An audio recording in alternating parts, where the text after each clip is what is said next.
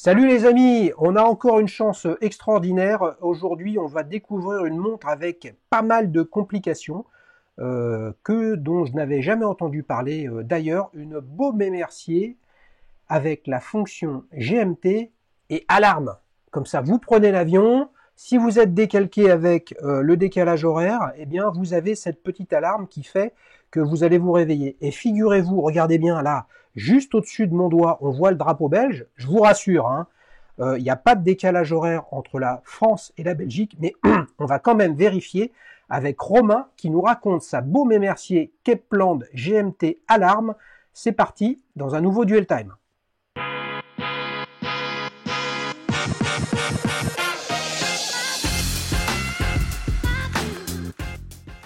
Salut Romain, ça va? Salut Xavier, ça va très bien et toi? Ouais, ça va super bien. Est-ce que tu me confirmes bien que il est la même heure là où tu es que là où je suis? A priori, je te confirme que oui. Bon, Pour mes nombreux voyages à Paris, je pense que je n'ai jamais dû régler mon heure, hein, donc ça va. mais donc attends, donc ta Kepland alarme chez MT quand tu viens en France, ça sert à rien? Il y a parfois beaucoup de fonctions sur une montre qui ne servent à rien, mais dans l'utilité, mais dans la beauté par contre, ça y fait quelque chose. Donc je la trouve quand même essentielle dans un certain sens. Bon, tu sais que c'est toujours un plaisir d'accueillir des francophones de par le monde, hein. Tu n'es pas le premier ni le dernier venant de Belgique. C'est toujours un grand plaisir. Alors, cette Baume et Mercier, qu'est-ce qu'elle raconte là? Elle donne l'heure ou pas? Alors, elle donne l'heure, mais pas que ça. Donc, comme tu l'as dit, il y a plusieurs complications. Donc, effectivement, elle donne l'heure, qui est la première fonction quand même la plus intéressante de la montre. Ouais, L'heure correcte. ouais, Et au moins, si elle est pas rechargée, elle la donne au moins correctement 2 fois par jour. ouais. Elle donne la date, Mhm. fonction que je trouve moi personnellement très importante dans mon travail parce que je sais pas toujours la date qu'il est lorsque je suis au travail en réunion, etc. Et quand je prends les notes, c'est toujours bien d'avoir un petit regard rapide sur le cadran pour voir l'heure. Ouais. Fonction GMT, comme tu l'as dit, donc pour les voyages, un second fuseau horaire. Mhm. Et ensuite, c'est plus ou moins tout, quoi. Mais c'est Bah, déjà pas mal. c'est déjà pas mal. Et le réveil, j'ai oublié le Ouais. réveil. Eh oui, le réveil, hein. Donc tu vas nous parler de tout ça. Oui, Déjà, ce qu'on peut dire, hein, c'est que on a des superbes photos. Tu es le premier à nous avoir envoyé des photos macro. Regardez ça, les amis. On voit les côtes de Genève, le travail, les aiguilles bleuies sur le calibre de cette montre. Ce que j'ai envie de te demander tout d'abord, c'est de nous parler un petit peu du cadran, si ça t'ennuie pas. ah oui, Parce qu'on a une façon de gérer l'heure GMT qui est quand même assez différente puisqu'il n'y a pas de lunettes, il n'y a pas de seconde aiguille. Là, c'est vraiment un guichet. exactement. Donc c'est ce que je trouvais notamment très intéressant. Donc premièrement, il y a un affichage que je trouve assez atypique aussi, qui est l'affichage en 24 heures, que j'aime beaucoup.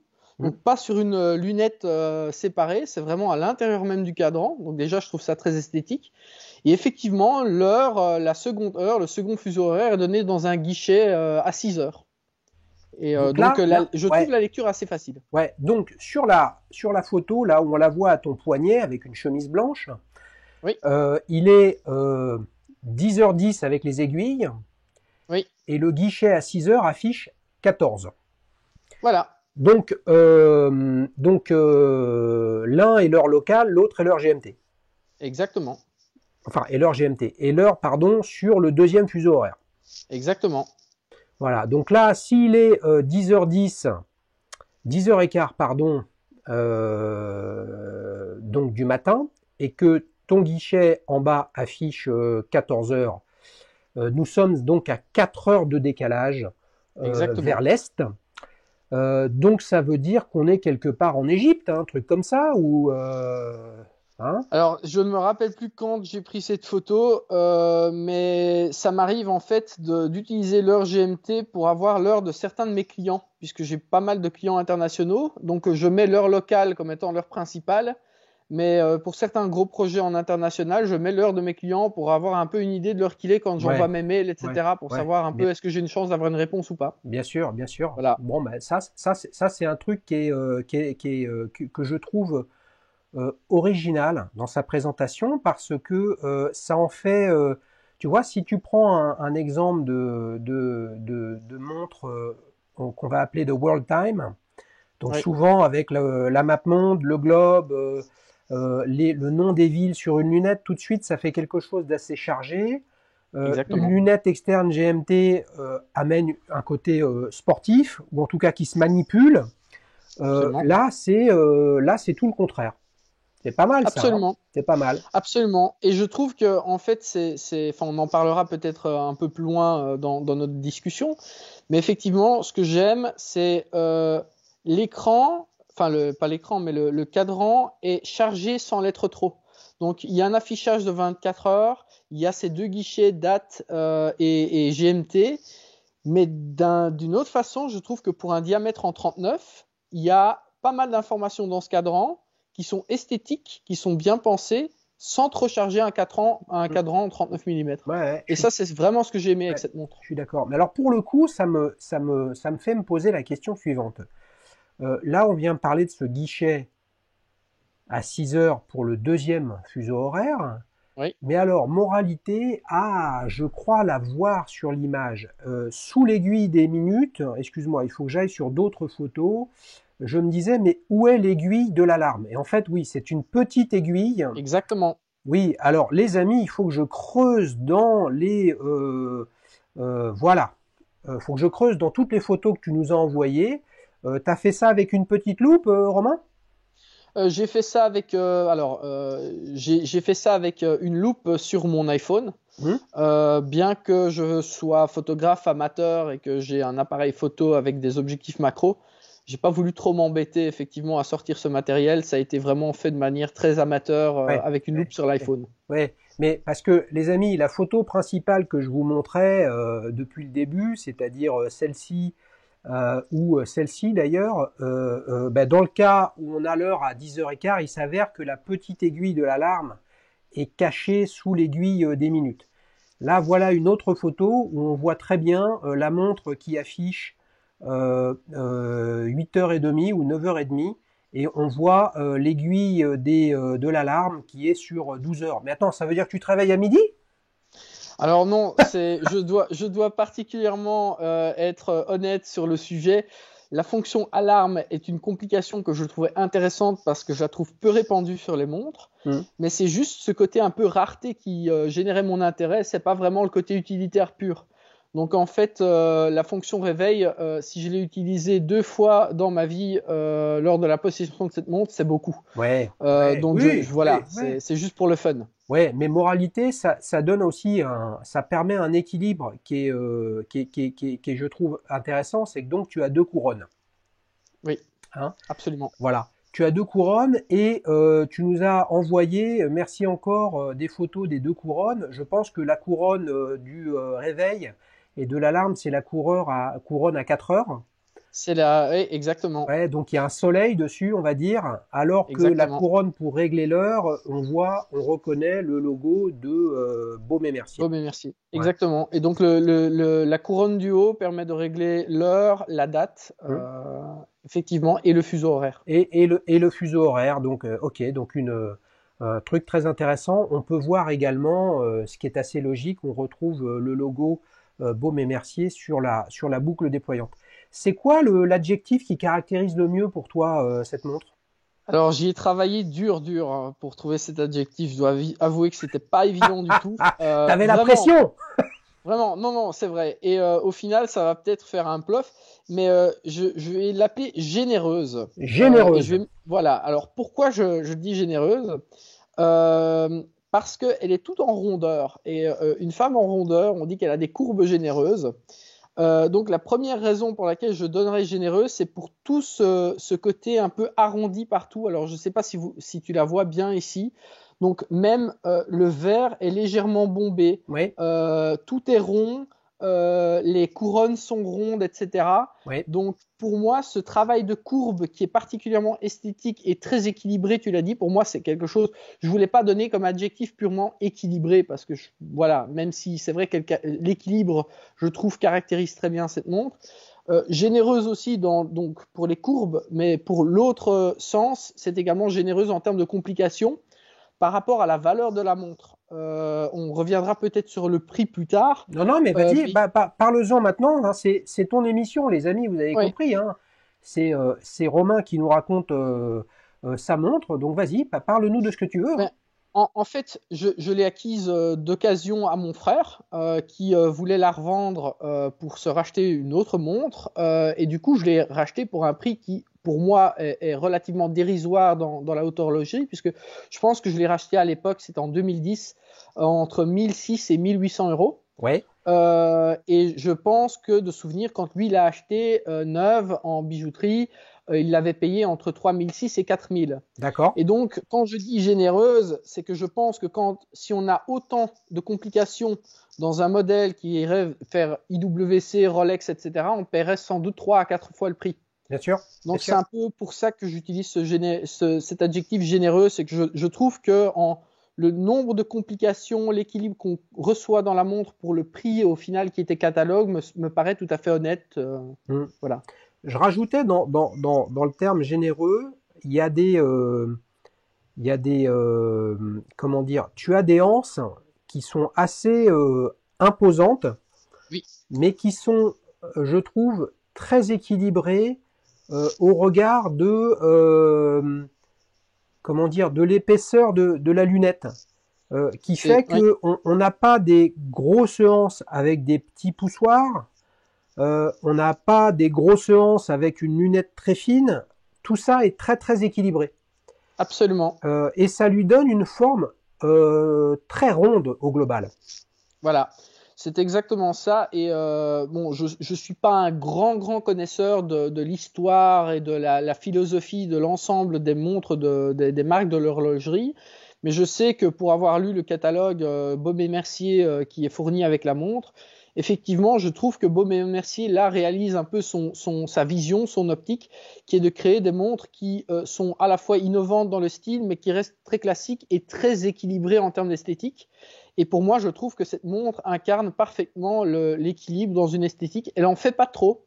C'est quelque chose qui est sobre sans être trop sobre. Oui, ouais, Ils ont vraiment trouvé un parfait ouais, équilibre. ouais, ouais. Non, mais en plus, le équilibre ne veut pas dire finesse, pureté, etc. Absolument, Équilibre veut dire que les différents attributs qu'on peut citer font que ils s'adaptent et ils s'intègrent bien dans un ensemble. Donc ça, c'est quelque absolument. chose qui est effectivement intéressé. Après, bah effectivement, Baume et Mercier, de mémoire, hein, il y a des montres qui existent depuis 1850 à peu près, et Ouais. ça fait partie, comment dire, malheureusement, après c'est le business et c'est l'évolution de l'industrie horlogère qui veut ça, hein, mais ça fait partie, comme Tissot, comme Longines, de marques qui, je vais pas dire ont été sacrifiées au gré des réorganisations, des fusions, des cessions, etc., mais qui a quand même un patrimoine et un ADN horloger qui est colossal et qui est probablement pas perçu à sa juste valeur, en tout cas en termes de patrimoine historique, tu vois. Je Donc, suis absolument d'accord avec toi parce que si on, bon déjà, Baume et Mercier, je pense que c'est déjà une marque où il faut avoir un minimum de connaissances en horlogerie pour pouvoir connaître. Je pense que les marques très marketing comme Rolex, etc., ressortent beaucoup plus auprès de personnes qui sont pas vraiment dans le domaine de l'horlogerie. Mais par contre, effectivement, Baume et Mercier est un peu perçu comme l'entrée de gamme de l'horlogerie. mais ça marche.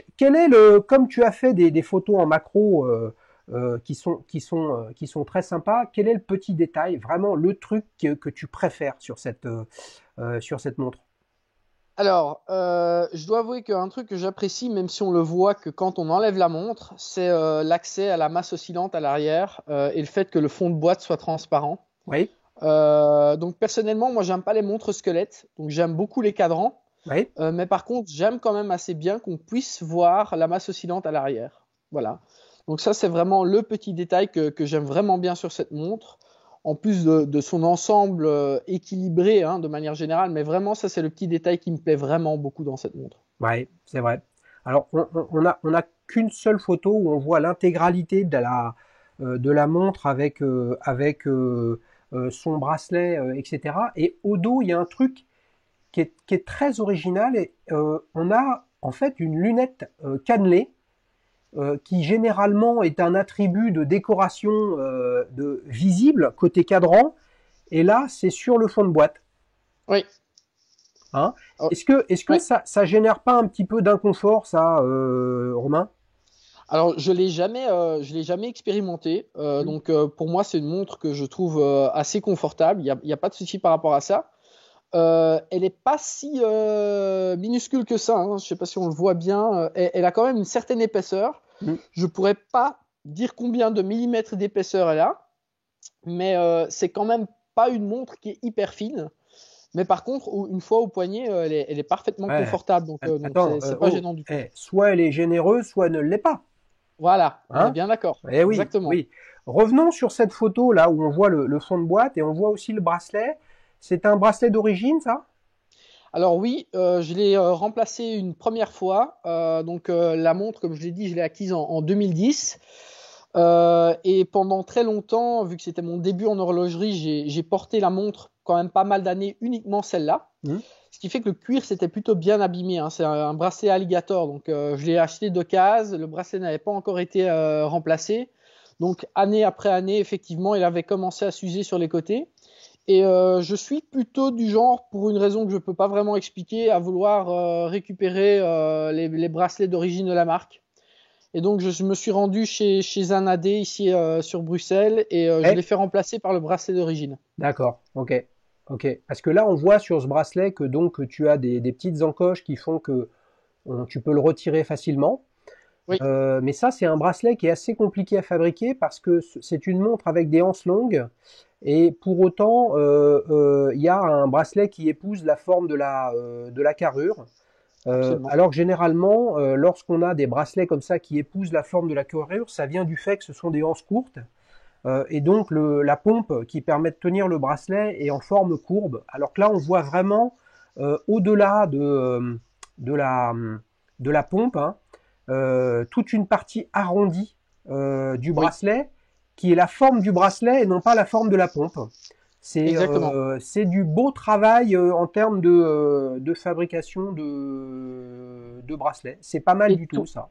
C'est toi pas mal qui es du tout. amateur de maroquinerie, je dois avouer que sans être moi-même personnellement un expert en cuir, c'est l'un des rares bracelets de montre d'origine où je trouve vraiment il y a vraiment de la qualité sur le cuir qui est fourni avec. Ouais, alors ça, bah, une fois n'est pas coutume. Finalement, ça dépend de pas mal de choses et surtout, faut pas se leurrer, les amis et Romain. Hein, les manufactures horlogères achètent leurs bracelets chez des spécialistes Bien sûr. et il y a des spécialistes qui ont une approche plus industrielle, d'autres plus artisanale. Vous avez Camille Fournet en France, qui est un vrai maroquinier historique et qui fabrique pour des marques. Donc là, si vous avez un bracelet au nom de la marque et il s'avère qu'il a été fabriqué par Camille Fournet, bah, vous aurez un produit de très très bonne qualité, mais ça ne change pas que ça doit répondre à un cahier des charges et à un prix d'achat qui est fixé par la manufacture. Et là, vous Mm. pouvez très bien faire, avoir des bonnes peaux. Quand il faut faire moins cher, bah, vous achetez des peaux en peaucerie moins chères. Vous faites du cousu machine et pas du cousu main.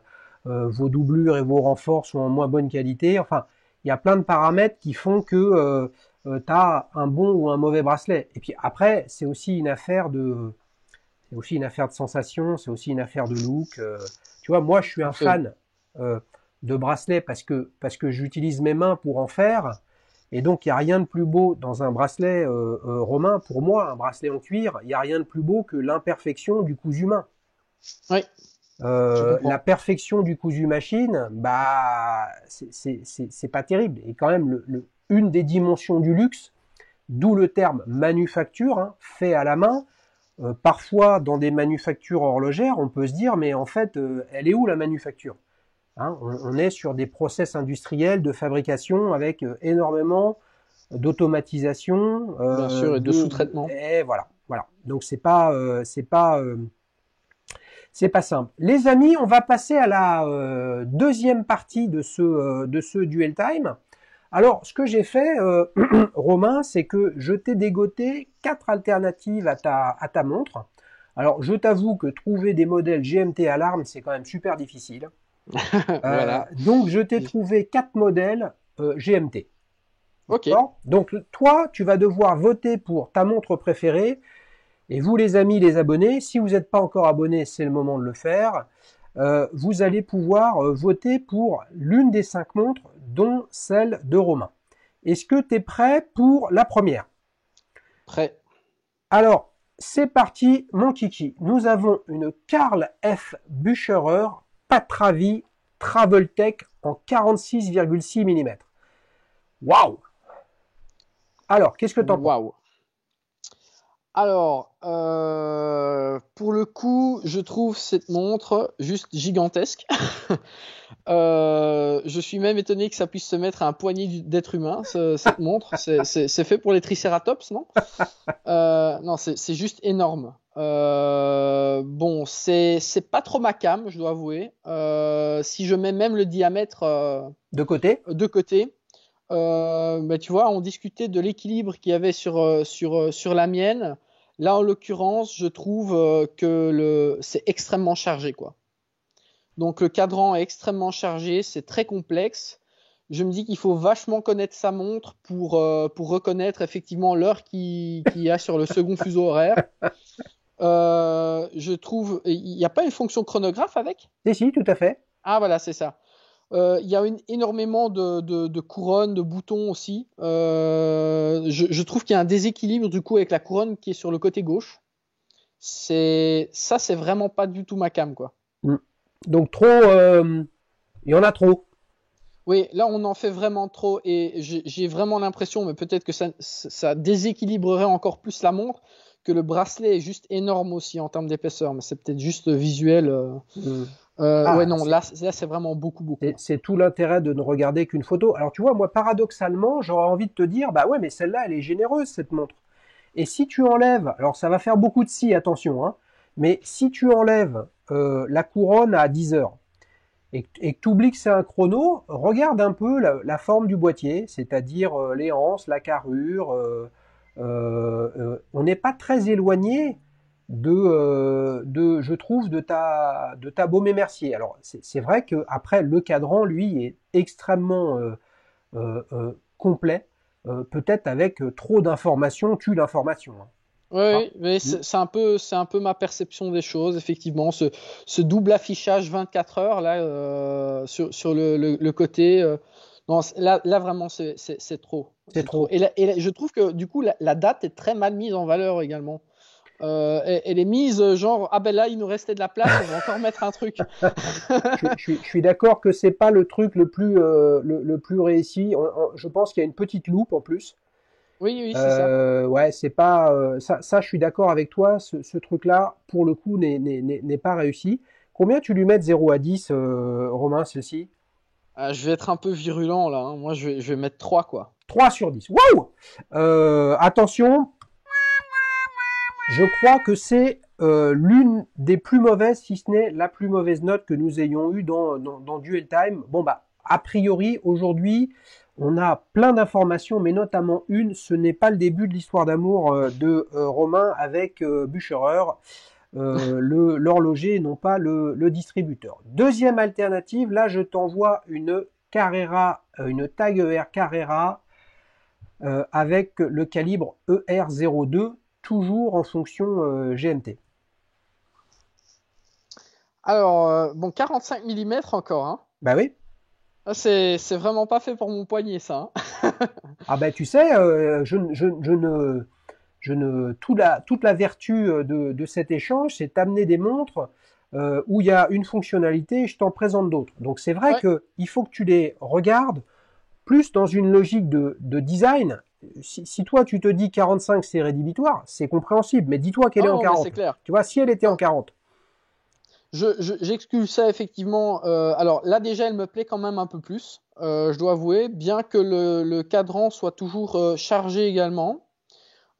J'aime ce que j'aime beaucoup, c'est la lunette qui me fait penser à la Rolex Batman, la GMT Master 2 de chez Rolex, que je trouve pour le coup magnifique, Mhm. avec un bracelet jubilé. Donc j'aime ce côté un peu sport également, mais maintenant, voilà, je trouve quand même encore le cadran assez chargé, quoi.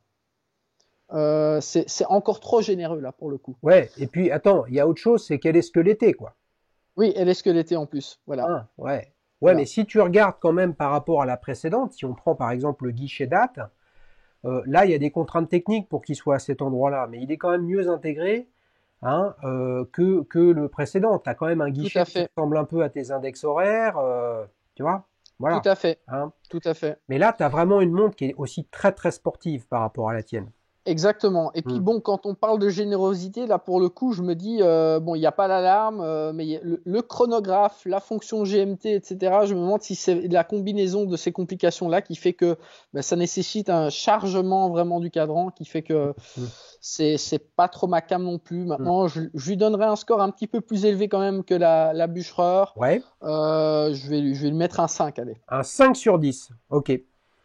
C'est pas ce Ok. qui suit, hein, donc. Ouais, non mais attends, l'idée, c'est toujours pareil, hein, tu le sais Romain, puisque tu as proposé de participer à cette émission, et je vous le redis pour vous, les abonnés de la chaîne, c'est que bah, Romain, il a une montre, c'est sa Baumet-Mercier Kepler de GMT, et l'idée c'est de se dire, bah tiens, une personne qui a cette montre-là, comment il réagit face à d'autres modèles, puisque vous le savez bien, aimer une montre, c'est pas elle est bien ou elle est pas bien, en fait, ça dépend qui vous êtes. Voilà, c'est aussi simple que ça. Donc là, on comprend bien que quand c'est trop chargé, eh ben, c'est pas la cam de Romain. Alors, troisième alternative, là, je sais pas pourquoi, je sens que tu vas mieux te sentir là.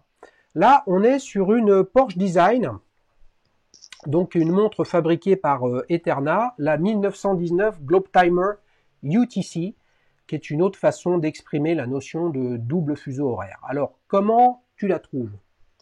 Alors déjà, ça c'est un petit peu mieux Mmh. parce que effectivement c'est un petit peu moins généreux. Voilà, on est plus sur la générosité à mon sens. Il y a plus d'équilibre. J'aime beaucoup sur le côté couronne le fait que ce soit très discret, donc il y a plus de très gros boutons, etc. Mmh. Il y a vraiment place nette qui est faite au niveau du cadran. Non, ça me plaît pas mal. Et puis, je trouve qu'on identifie très bien également l'aiguille GMT bleue, du coup, pour le second fuseau horaire. Donc, j'aime bien. Il y a un côté clairement sportif, Mmh. mais moins sport agressif que la précédente. Ouais. Ça, Ouais, c'est un petit peu mieux quand même. ouais, je trouve que c'est une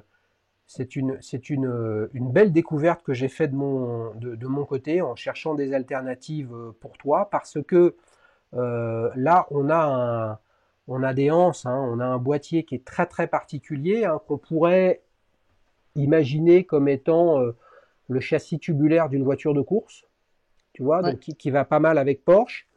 Et puis on a au-dessus et en dessous de la couronne, on a deux excroissances. Est-ce que ce sont des boutons ou non? Les amis, je dois reconnaître que je n'ai pas vérifié. Je ne serais pas étonné que ce soit des boutons qui permettent de déplacer les aiguilles très rapidement, tu sais, comme un quick set pour changer de fuseau horaire. Ça, c'est quelque chose qui est à voir. Et puis le traitement de la date est beaucoup plus discret, tu vois, avec une ouais, ouais, aiguille, absolument. avec une aiguille là qui pointe sur le 21. Ouais. Moi, je trouve ça pas mal et ça me pose même la question de ce petit plot blanc à 9 heures. Je me suis posé la même question. Euh, je, je ne sais pas, les amis, les spécialistes le diront, mais ça interroge et je me demande si c'est pas un indicateur jour-nuit. Mais Euh, c'est ce que je me suis dit qu'il voilà, deviendrait rouge ou, à enfin, en tout méditer. cas, qu'il prendrait une autre couleur. Ouais. À méditer. Et qu'est-ce que ça te dit d'avoir parce que Porsche Design, c'est un peu un truc compliqué, quoi. Ça a le nom de Porsche, c'est pas vraiment Porsche, mais ça a toujours été des marques très très emblématiques et historiques qui ont fabriqué des montres pour Porsche Design. Ça a été IWC de mémoire de 78 à 93-95, et puis maintenant c'est Eterna. Ça te fait quoi, toi? Tu te vois avec une voiture Rolex ou une montre Porsche, tu vois? C'est un peu le. Qu'est-ce que t'en dis? Alors moi, je me vois personnellement plus avec une Rolex au poignet et une Porsche pour conduire, personnellement. Euh, alors, je suis assez neutre parce que je suis pas fan, ou en tout cas, je suis pas orienté sur une marque en particulier. Je suis ouvert sur le design de l'ensemble des marques. Donc pour moi, une belle montre, quelle que soit sa marque, ça reste une belle montre. Maintenant, je dois avouer que quand je vois quelque chose comme Porsche Design, j'aime malgré tout une certaine histoire, une certaine historique liée à la marque, parce que du coup, ça me permet aussi de m'identifier. J'ai plus de mal de m'identifier à une marque qui originellement n'est pas dans l'horlogerie pour m'identifier pour une montre. Parce que pour le coup, je suis porschiste, j'adore Porsche, mais pour moi, l'histoire de Porsche et la montre, j'ai aucun lien. Donc moi, je suis pas sensible à ça. Je serais plutôt sensible à une marque vraiment historique dans l'horlogerie qui a quelque chose à me raconter. Mm. Maintenant, l'histoire, elle se fait. Donc, imaginons une marque qui est très récente, hein, je pense à Frédéric Constant, etc., qui sont des marques qui sont encore relativement récentes. Peut-être que leur histoire deviendra extrêmement intéressante dans 20, Bien 30 ans. sûr, bien sûr, bien sûr. Non, mais là, Donc, tu pointes un truc qui est en fait qui est essentiel. C'est-à-dire que c'est la dimension de rêve personnel, de voilà. trajectoire individuelle, et puis finalement de ce que te vend une marque. Oui. Et mécaniquement, une marque qui n'a que quelques années, bah, elle n'a pas grand-chose à te vendre. C'est tout le problématique des marques indépendantes qui sont des jeunes marques où elles n'ont pas le storytelling historique. Mais imaginons Ouais. une demi-seconde, les amis. Vous savez que j'ai une Speedmaster, par exemple. Imaginons une demi-seconde, là, un peu comme vous souvenez, je ne sais pas si tu l'as vu, Romain, le film avec Lucchini, et je crois que c'est Jean-Philippe, le titre du film, et il se réveille, c'est un fan de Johnny Hallyday, il a une sorte il prend la foudre ou je ne sais quoi, et il se réveille, et en fait, Johnny n'a jamais existé. Alors, je ne l'ai pas vu, Bon, mais je connais le bon, bah, pitch. Oui. c'est un peu, tu vois, c'est un peu la même mécanique. Si Omega n'avait jamais fait, jamais, la Speedmaster, et c'est une autre marque qui l'ait fait, qu'est-ce qui resterait d'Omega aujourd'hui? Je Ouais. ne suis pas sûr qu'ils auraient réussi à traverser la crise du quartz et à devenir le fleuron, l'emblème, la base, le navire amiral du Swatch Group. Peut-être qu'ils auraient été replacés dans l'entrée de gamme comme Tissot ou Baume&Mercier. Donc en Ouais, fait, tout à fait. voilà. Donc, mais si tu veux faire un lien entre Porsche et horlogerie, eh bien écoute, j'ai eu la chance de recevoir pour Noël un bouquin vraiment très sympa. Tous ne sont pas top des bouquins sur les manufactures, mais en tout cas celui sur IWC est absolument magnifique. Et ben, figure-toi que dans les deux trois raisons qui font que IWC n'a pas complètement disparu, ils auraient été Mhm. relancés à un moment ou un autre, hein, mais fin des années 70, ça va très très très très très mal pour eux. Eh bien, tout simplement, Ferry Porsche, l'homme providentiel de Porsche, va voir IWC en leur disant je veux que vous me fabriquiez une montre au nom de Porsche. Et c'est comme ça, notamment, que IWC est pas allé au tapis. Donc D'accord. si tu regardes les toutes premières Porsche, montre Porsche, c'était une montre boussole d'ailleurs, D'accord. et puis après il y a eu un chrono en titane, dis-toi juste que c'est une IWC et ça aurait pu être la dernière IWC parce que IWC allait être disloqué, démantelé, revendu, etc. Tu Eh vois? ben Donc pour le coup, en plus, je il y suis a un un gros sujet quand même fan entre les deux. d'IWC en plus. Donc, Voilà. Combien tu lui mets de 0 à 10 à cette Porsche Design? alors, je vais lui mettre un 6,5. Un 6,5. Donc si je me trompe pas, t'es en tête là alors avec la Porsche Ah, Design. celle-là, elle est en tête, oui. Ça marche. Allez, quatrième et dernière alternative, la Oris Aquis GMT DAT. C'est pas mal non plus. C'est pas mal non plus. C'est juste ce qui me perturbe un peu, cet alliage entre vouloir faire une montre qui a priori est une plongeuse avec la fonction GMT. Donc c'est un peu comme si pendant qu'on est en train de faire la plongée, on a quand même envie de savoir quelle heure il est dans notre pays d'origine pour voir. Ouais, Voilà, mais, l'alliance des deux optiques me paraît un peu bizarre. Par contre, la ouais, montre est très belle en mais soi. qu'est-ce qui te fait penser ça? C'est la lunette? Oui, je pense que c'est un peu le style qui se rapproche d'une Submariner et puis c'est le nom Aquis quoi. Hein, c'est aqua, l'eau. Voilà, le nom me fait un peu penser quand même au fait que ça pourrait être une plongeuse. Bah, Euh, effectivement, regarde, elle est étanche à 300 mètres. voilà, Mais donc tu pourrais faire la même remarque à la, à la GMT, un peu le blockbuster GMT qui est la GMT Master 2 de Rolex, au final, qui a aussi une lunette, alors parfois bicolore, mais qui a aussi une version en lunette noire. Pour autant, est-ce que tu qualifierais une Rolex GMT Master 2 de montre de plongée qui essaye de faire du double fuseau horaire? non, peut-être pas, mais c'est peut-être que j'associe juste la GMT de Rolex à simplement un suivi d'un style qui vient de la Submariner et on suit ce style-là chez Rolex. Hein. Mm. Mais pour revenir là sur la Oris, que je trouve quand même pas mal, j'aime beaucoup ce bleu. Bon, je suis fou de la couleur bleue, donc le bleu et le noir, ça fonctionne très bien. Alors à nouveau, je fais fi évidemment du diamètre de 43,5 qui est aussi grand. Non, j'aime pas mal. J'aime pas mal. Je pense que ce sera même vraisemblablement ma préférée parmi les autres. Oh, d'accord. Euh, Donc tu vas lui mettre combien de 0 à 10 alors? je vais lui mettre un 7. Tu vas Elle se lui mettre démarque un un petit 7. peu plus. Ouais. Donc ça veut dire avec un 7, c'est la gagnante? Ah, ce sera sûrement la gagnante. De ces quatre-là. Ouais. Maintenant, je vais me montrer chauvin. Je garderai ma baume et mercier parmi ces Oui, cinq, oui, moi. mais ça, sauf que t'as pas le droit de voter J'ai pour, pas le hein. droit de voter. Non, Ouais, non, je donc si sais. on récapitule, là, Karlev Bucherer, tu lui as mis péniblement un 3. Oui, Taguer Carrera avec le calibre ER02, tu lui as mis un 5. oui, La Porsche Design 1919 Globe Timer UTC, tu lui as mis un 6,5. exactement. Et donc, les amis, j'ai le plaisir de vous dire que le winner de ce Duel Time est Loris Aquis GMT. Tu sais que sur la chaîne, les amis, on a eu la chance de. D'ailleurs, c'est le dernier épisode de la saison 1 de Petite Montre entre amis. Une Oris Aquis, justement, pas GMT, uniquement la version plongeuse.